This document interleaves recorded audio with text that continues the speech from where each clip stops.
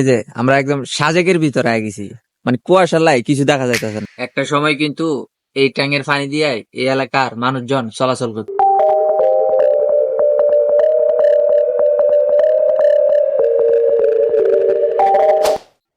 আসসালামু আলাইকুম এভরিওয়ান, কেমন আছেন সবাই? আশা করি সবাই ভালো আছেন। আমি আল্লাহর রহমতে অনেক ভালো আছি। তো আজকে আমরা ফজর নামাজ পড়ার পরে বাইরে গেছি, কারণ আজকে সকালে একদম এত কুয়াশা দেখা যাইতেছে, তো কুয়াশার কারণে কিছুই দেখা যাইতেছে না। আমরা কিন্তু বেসিক্যালি ফজর পরে ঘুমাই। আজকে একটু হাঁটতে পারিছি, যেহেতু মনে করছি যে এটা হয়তো এই শীতের শেষ কুয়াশা, কিন্তু আমার মনে হয় না আর কুয়াশা দেখবো। এলে আজকে শেষ আটা দিয়ে জন্মের আটা দিয়ে দিব আজকে। তাই সবাই ভিডিওটা দেখতে থাকে।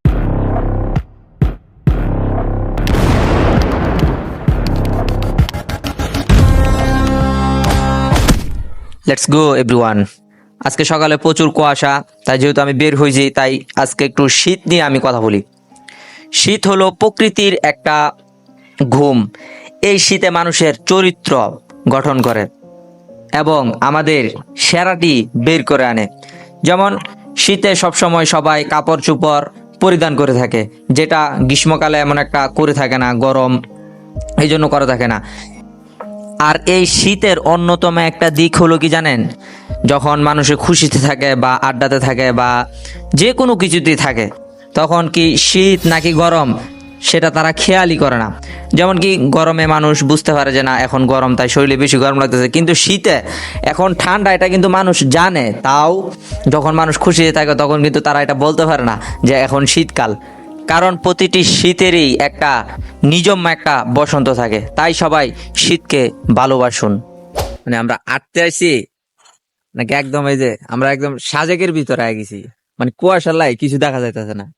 আমারও দেখা যাইতেছে না, মোবাইলের মধ্যে একটু কাভার করা আর কি। আমারে এই জায়গাটার মধ্যে আবার কারণ হয়েছিল যে মনে করছিলাম যে এই জায়গা থেকে ওইদিকে সূর্য উঠবো, সূর্য উঠলে একটু সুন্দর লাগবো, এই দৃশ্যটা সবাই দেখামু, কিন্তু কুয়াশার লাই এই স্বপ্নটা আর হইলো না।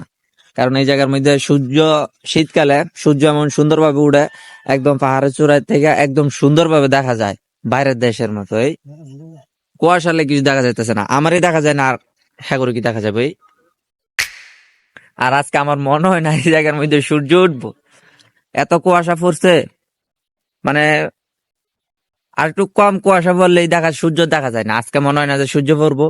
আমার মনে হয় যে এটাই হয়তো এই শীতের লাস্ট কুয়াশার দিন। তা আজকে আমরা বাড়িতে হাঁটতে পারিছি, এটাই অনেক বেশি। এমনি তো বাইরে না, এখনো অনেক মানুষ ঘুমের ভিতরে আছে। আমরা আমরা সবসময় ঘুমাই, কিন্তু আজকে চিন্তা ভাবনা করছিলাম যে একটা ভিডিও করবো, এলেই শুধু বাইরে আইছি নামাজ পড়ার পরে। নাহলে নামাজ পড়ার পরে আবার ঘুমাই যেতাম। আমি কই আছি? কুয়াশা। গাইস, আমরা অনেক জায়গা থেকে বাইরে যাবো, মানে বৃষ্টির মতো কুয়াশা পড়তেছে, থাকা যাইতেছে না। তাও আমরা অন্য একটা দিকে যাবো, ওই জায়গায় ঘোরার পর আবার বাড়ি যাবো। আজকে যাই যে আমি কম্বলের নিচে ঢুকবো আর বাইরে না, আজকে বাইরের কোনো চান্সই নাই, এত কুয়াশা পড়তেছে। তো যাই গা, এখন আমরা অন্য দিকে যাবো। গাইস, এখন আমি এমন একটা জায়গার মধ্যে আছি যেখান থেকে এক সময় এই এলাকার মানুষজন এই মোটর থেকে কিন্তু পানি নিত। এখন এটা একটা ব্যবহৃত হয় না, কারণ এখন প্রত্যেক মানুষের ঘরে ঘরে একটা একটা করে মোটর আছে। তো সেই কারণে এই জায়গাটা এখন আর ব্যবহৃত হয় না, এটাকে লক করে দেওয়া হয়েছে। আর এই মোটরটি কিন্তু অনেক শক্তিশালী, অনেক পাওয়ারফুল। এই মোটরটিকে আমরা ডিপ কল বলে থাকি, যার যার আঞ্চলিক ভাষায় যে যেটা বলে থাকে। আপনারা কি বলে থাকেন এটা কিন্তু অবশ্যই কমেন্টে বলতে পারেন, কোনো সমস্যা নাই। আর এই মোটর থেকে এখান দিক থেকে ওই যে এই টাঙ্কিতে কিন্তু সব পানি জমা করে রাখা হইতো, এখান থেকে মানুষকে পানি সাপ্লাই দেওয়া হইতো। এখন আর এখান থেকে কোনো পানি সাপ্লাই দেওয়া হয় না। একটা সময় কিন্তু এই ট্যাঙ্কের পানি দিয়ে এই এলাকার মানুষজন চলাচল করতো, এখন আর এটা তো একটা ব্যবহৃত হয় না। এখানেই আমাদের ঘোরাঘুরি শেষ, এখান থেকে আমরা বাসায় ব্যাক করব। গাইস, আজকের ভিডিও এই জায়গায় শেষ। আমরা এই জায়গা থেকে এখন বাসায় যাবো। কুয়াশা কিন্তু আছেই, এই যে কুয়াশার লাগে কিছু দেখা যাইতেছে না। এখন প্রচুর ঠান্ডাও লাগতেছে, কুয়াশা বৃষ্টির মতো পড়তেছে। এখন রুমে যাবো, রুমে যাওয়ার পরে ঘুমামো। সবাই ভালো থাকো, আল্লাহ হাফেজ।